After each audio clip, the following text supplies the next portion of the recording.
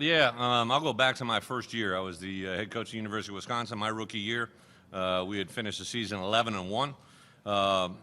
Two teams in our league, Michigan and Ohio State, had been undefeated. They went into their last game. One team won and one team lost, and by that time, the BCS had a two-team limit to get into BCS, so I wasn't allowed. Wisconsin was on the outside looking in, so we were put in the Capital One Bowl against a very, very good Arkansas team, ironically, that had a very good group of players. Darren McFadden, all over the place, had great players, and the SEC and all that brought, and went down there and won that game, and was excited because we beat an SEC team, but also on the same account got a flavor for what it was all that week and what it meant to play Arkansas, and ironically how much that factored into where I am today. So been a big fan of the SEC. I think what everybody has to keep in mind is when you're in another league, you really can't brag on another league. It's not in your best interest. So I said and did things that obviously are counterproductive to SEC support. You guys have long-term memory, so you, of course, brought those same things back up to me later on, which I totally understand. And, you know, I was kind of a closet SEC fan. I really enjoyed watching certain teams have success, certain coaches, the way they coached, the style that they coached. As my career advanced at Wisconsin, I always go back to thinking, you know, the day that you're satisfied is the day you stop breathing. And I just really felt, for me in my time and my career with my wife and where we were going and what we were doing, it was a chance to kind of break away and start something new in a great league, and that's why I made it, and I think it's a great opportunity.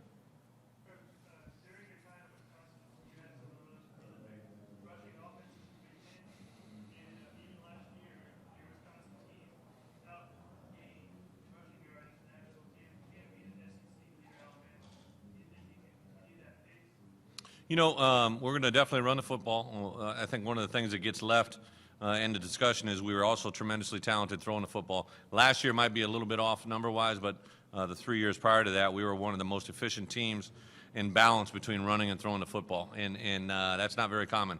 There's only 2 or 3, 4 teams a year that would do that, but on the same account, I realize that it's much easier, in my opinion, to rush the ball for 4 yards than throw the ball for 4 yards, you know? Put the guy in his hands and block it up the right way, and you got 4 yards, you know? If you want to throw the football, you got to be able to get the quarterback to throw it. You got to get the guy to catch it. You got to get the protection in between there. So it's kind of just a way that we do things. I do hope that we should be able to run the football. The key to me, you know, when you're a good rushing offense, this is really easy.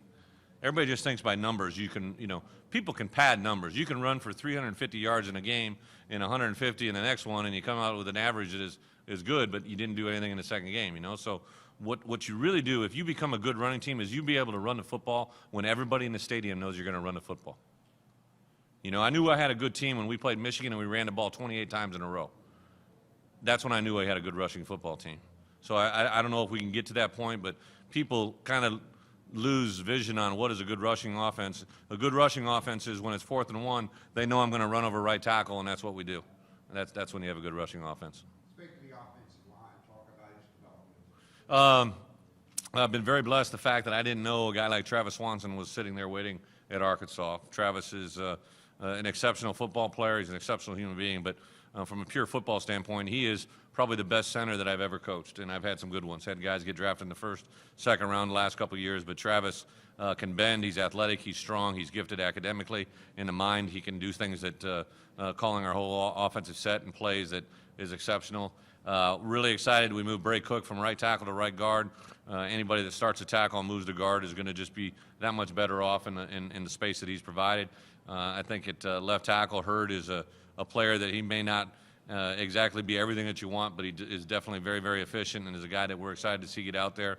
We moved Grady Olson to right tackle. He has gone from 275 pounds to 305 pounds and looks really, really good. So I'm excited. We got good tight ends, got a great fullback in Carroll Small, got a host of running backs, and those guys tend to make linemen look a little bit better.